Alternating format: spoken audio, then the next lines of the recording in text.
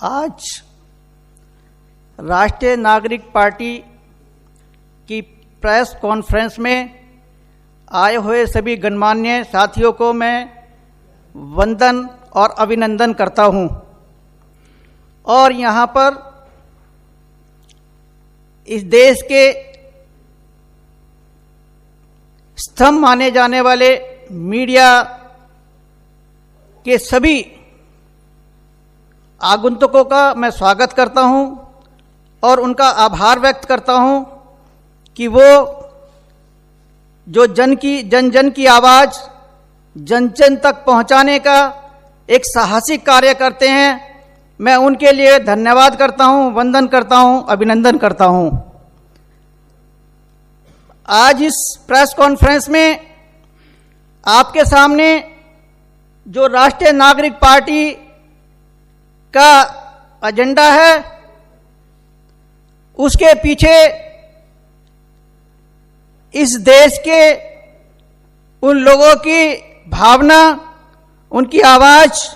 और उनकी ज़रूरत जुड़ी हुई है और इस चीज़ को आप सब भी महसूस करते होंगे कि आज देश को आज़ाद हुए 72-73 साल हो गए, लेकिन इस देश में जो संविधान लागू किया गया है उस संविधान के हिसाब से अभी तक इस देश में जो होना चाहिए था वो नहीं हो पाया है। इसलिए हर जन की ये आवाज रही है कि इस देश में साधन संसाधन सब कुछ होने के बावजूद भी इस देश में इतने दिनों से जो सरकारें ये जनता बनाती आ रही है, जो जनता की जरूरतें हैं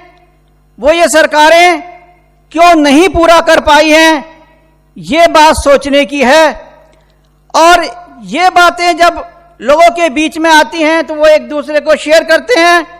और उसी दुख दर्द को समझते हुए हमारे इस राष्ट्रीय नागरिक पार्टी के राष्ट्रीय अध्यक्ष माननीय के गौतम साहब ने महसूस किया और उन्होंने लोगों के दुख दर्द के एजेंडा को उठाने के लिए हिम्मत की और इस देश में जो लोगों को चाहिए वो अभी तक नहीं मिला, उसका जो एक एजेंडा हमारे के गौतम साहब ने उठाया है, हम उम्मीद करते हैं कि आप सबका उनको समर्थन मिलेगा और इस पार्टी का क्या एजेंडा है, इस पार्टी की क्या विचारधारा है, वो बातें अब जब हम उनको अपना लीडर मान ही चुके हैं तो वो हमारे के गौतम साहब राष्ट्रीय अध्यक्ष जी आपको विस्तार से बताएंगे। और मैं आप लोगों से आग्रह करता हूं कि इस विचारधारा को, इस संघर्ष को आप जन जन तक पहुंचाने का कार्य करें। ये भी आपका पार्टी के प्रति एक बड़ा योगदान होगा। उसके लिए मैं आप सबका धन्यवाद देता हूं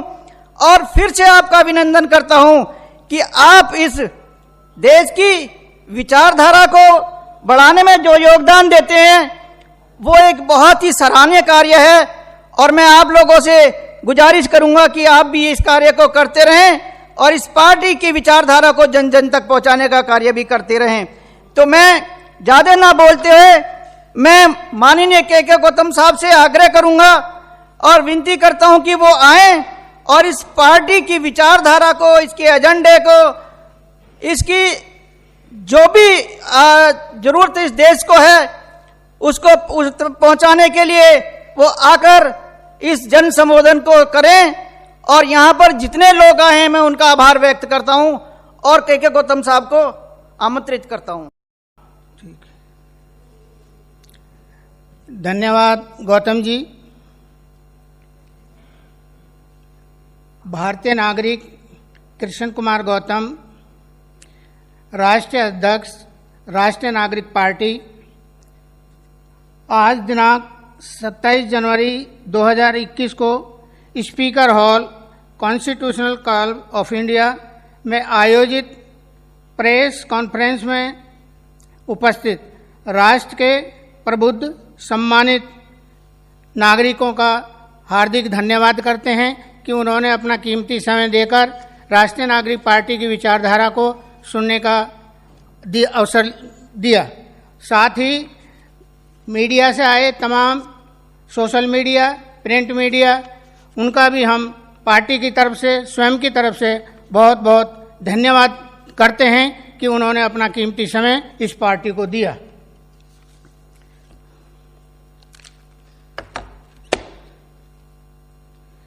इससे पहले कि पार्टी की प्रेस वार्ता शुरू की जाए, उससे पूर्व राष्ट्र की सीमाओं पर तैनात सम्मानित सैनिकों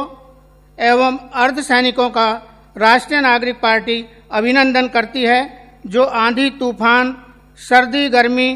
तथा बारिशों में मातृभूमि की रक्षा के लिए अपनी जान हथेली पर लिए भारत की सीमाओं की रक्षा करते हैं। राष्ट्र की सीमाओं की रक्षा करते हुए शहीद हुए दिवंगत सैनिकों को राष्ट्रीय नागरिक पार्टी श्रद्धांजलि अर्पित करती है। विश्वव्यापी कोविड-19 महामारी से संक्रमित होने से भारत भी अछूता नहीं रह पाया। इस महामारी की रोकथाम में जुटे राष्ट्र के तमाम डॉक्टर्स, नर्सें, स्वास्थ्यकर्मी, सफाई कर्मचारी तथा पुलिस कर्मी जो हर मौसम में दिन रात कार्य कर रहे हैं, इन सब का राष्ट्रीय नागरिक पार्टी अभिनंदन करती है। साथ ही महामारी की रोकथाम में जुटे तमाम योद्धाओं के स्वस्थ रहने की कामना करती है। महामारी की रोकथाम में जुटे डॉक्टर्स, नर्सें, स्वास्थ्यकर्मी,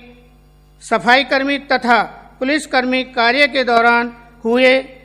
शहीद हुए दिवंगत कर्मियों को राष्ट्रीय नागरिक पार्टी श्रद्धांजलि अर्पित करती है। कोविड-19 महामारी की चपेट में आए तमाम राष्ट्र के नागरिकों तथा महामारी के दौरान में अचानक लगे लॉकडाउन से प्रभावित मजदूर भाई, जिनके सामने उत्पन्न बेरोजगारी के समय सरकारी व्यवस्था के अभाव में अपने प्रदेशों की ओर पैदल चलते चलते भूख प्यास से अपनी जान से हाथ धोना पड़ा, राष्ट्रीय नागरिक पार्टी उन सब के प्रति संवेदना प्रकट करती है। कोविड-19 महामारी से राष्ट्र के किसान भाई भी प्रभावित होने से नहीं बच सके। जो राष्ट्र का किसान खुद भूख प्यास सहन करता है, लेकिन राष्ट्र के नागरिकों का पेट भरता है। दिन रात आंधी तूफान, बारिश, सर्दी गर्मी में नंगे पांव पसीना बहाकर भारत की जमीन को उपजाऊ बनाकर राष्ट्र के नागरिकों को खाद्य सामग्री मुहैया कराता है तथा राष्ट्र को आर्थिक मदद में अहम भूमिका निभाता है। राष्ट्रीय नागरिक पार्टी राष्ट्र के मेहनती, कर्मठ, कामगार किसानों एवं मजदूरों का सम्मान करती है। किसी भी राष्ट्र के लोकतंत्र को शक्तिशाली और नागरिकों के प्रति जवाबदेह बनाने में माने जाने वाला चौथा स्तंभ पत्रकारिता को माना जाता है। राष्ट्र की पत्रकारिता से जुड़े तमाम print media, electronic media, digital media तथा देश में छोटे छोटे अखबारों से जुड़े पत्रकार ठीक वैसे ही काम करते हैं जैसे सीमा पर जवान, खेत में किसान, डॉक्टर्स, नर्सें, स्वास्थ्यकर्मी, सफाई कर्मी तथा कानून व्यवस्था के द्वारा नागरिकों की सुरक्षा देने वाले पुलिसकर्मी काम करते हैं। वैसे ही पत्रकारिता से जुड़े तमाम दिन रात आंधी तूफान, सर्दी गर्मी, बारिश की परवाह किए बिना देश विदेश में घटित घटनाओं, राष्ट्र की सीमाओं, किसान मजदूर का दर्द, राजनीतिक हलचल, न्यायिक अर्थव्यवस्था की उथल पटल एवं सामाजिक खबरों को एकत्रित कर अपने अखबारों एवं चैनलों के माध्यम से राष्ट्र के नागरिकों तक पहुंचाने का काम बेखूबी करते हैं। राष्ट्रीय नागरिक पार्टी मीडिया में कार्यरत पत्रकार एवं सहकर्मियों का दिल से सम्मान करती है और आशा करती है कि पत्रकारिता दुनिया में जिस काम के लिए जानी जाती है उसकी आन बान व शान को कभी जंग नहीं लगने देंगे। पत्रकार दूसरों के इतिहास के साथ साथ अपना इतिहास भी स्वयं लिखता है। पत्रकारिता के कांटों भरे पथ पर चलते हुए शहीद हुए दिवंगत पत्रकारों को राष्ट्रीय नागरिक पार्टी भावभीनी श्रद्धांजलि अर्पित करती है। राष्ट्र की पत्रकारिता से जुड़े तमाम पत्रकार किसी के प्रचारक नहीं अपितु विचारक के रूप में स्वतंत्र एवं निष्पक्ष होकर राष्ट्र के हित में काम करना ही पत्रकार का मिशन होना चाहिए। अब हम पार्टी का जो मिशन है, पार्टी की जो आइडियोलॉजी है, उस पर हम वक्तव्य देंगे। आज दिनांक ये तो मैं बोल चुका हूं जी। राष्ट्रीय नागरिक पार्टी की विचारधारा भारत का संविधान उद्देशिका। हम भारत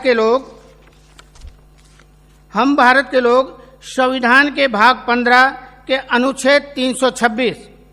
लोकसभा और प्रत्येक राज्य की विधानसभा के लिए निर्वाचन एडल्ट मताधिकार के आधार पर होंगे तथा प्रत्येक व्यक्ति को जो भारत का नागरिक है और ऐसी तारीख को जो समुचित विधानमंडल द्वारा बनाई गई किसी विधि द्वारा अथवा उसके अधीन इस निमित्त नियत की जाए कम से कम 18 वर्ष की आयु का है और इस संविधान या समुचित विधानमंडल द्वारा बनाई गई किसी विधि के अधीन अनिवास चित्त विकृति अपराध या राष्ट्र या अवैध आचरण के आधार पर अन्यथा निर्रहित नहीं कर दिया जाता है। ऐसे किसी निर्वाचन में मतदाता के रूप में रजिस्ट्रीकृत होने का हक होगा।